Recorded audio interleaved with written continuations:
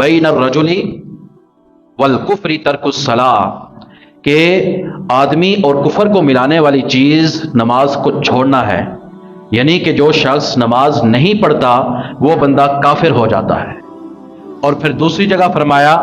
آپ صلی اللہ علیہ وآلہ وسلم نے کہ جب موسم خراب ہو اور آسمان پر بادل ہی بادل ہوں تو نماز جلدی پڑھو، کہیں ایسا نہ ہو کہ نماز چھوٹ جائے، چونکہ نماز چھوٹنے سے بندہ کافر ہو جاتا ہے۔ اب فتویٰ لگانے والا کوئی عام مولوی، کوئی مفتی نہیں ہے، بلکہ وہ شخصیت ہے جس کے اوپر شریعت اسلام کا نزول ہو رہا ہے، اور پیارے آقا علیہ الصلوۃ والسلام فرماتے ہیں کہ وہ بندہ کیا ہو جاتا ہے؟ کافر ہو جاتا ہے۔ اور یہی مذہب صحابہ میں سے حضرت عبداللہ بن مسعود رضی اللہ تعالیٰ عنہ، جن بحر العلوم کہا جاتا ہے، اتنے بڑے عالم، اتنے بڑے صحابی،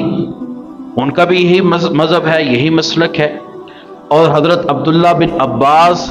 جن کو رئیس المفسرین کہا جاتا ہے،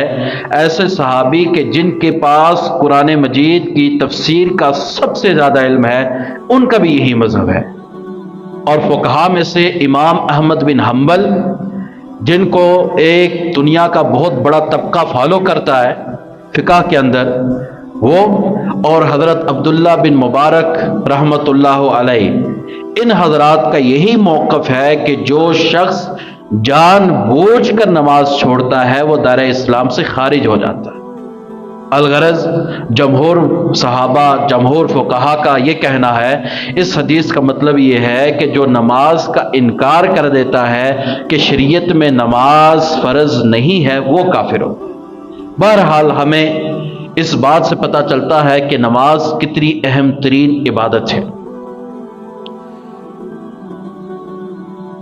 آپ صلی اللہ علیہ وآلہ وسلم نے فرمایا من فاتتہ صلاۃ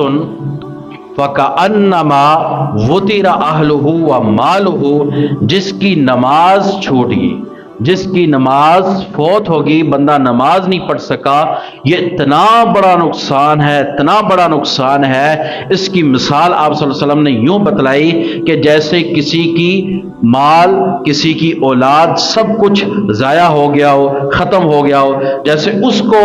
جھٹکا لگتا ہے، ایسے ہی جس کی نماز فوت ہو جاتی ہے اس کو جھٹکا لگنا چاہیے۔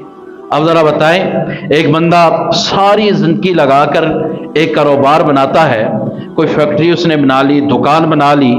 اور وہی اس کی آمدنی کا ذریعہ ہے، صبح سے لے کر شام تک وہاں پر ٹائم دیتا ہے۔ ایک دن اس کا اچانک پتہ چلتا ہے کہ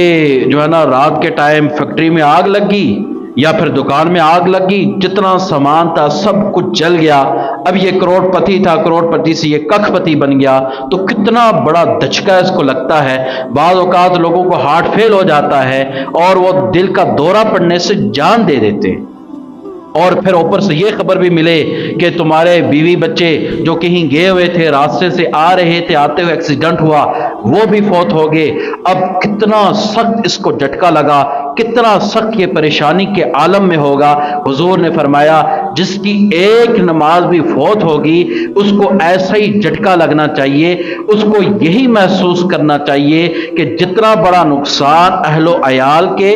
فوت ہونے پر اور مال دولت فیکٹری وغیرہ کام کاروبار میں نقصان سے ہوتا ہے، اس سے بڑا نقصان ایک نماز فوت ہونے سے ہوتا ہے۔